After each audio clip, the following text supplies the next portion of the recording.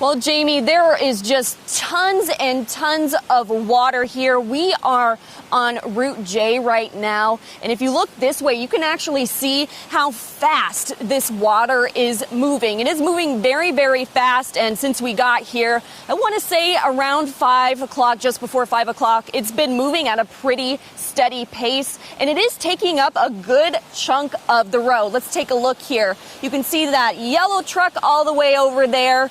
There's just so much of this water expanding on this road, and it is decently deep. When we first got here, if you look over here, there's this water gauge sign that has 3 feet on it. Earlier, that water was hitting that 3 feet line. I do believe it has receded a little bit, but we will keep you guys updated on what the situation is here. MoDOT has closed this road for now, so drivers don't end up trying to drive through all of this water tonight.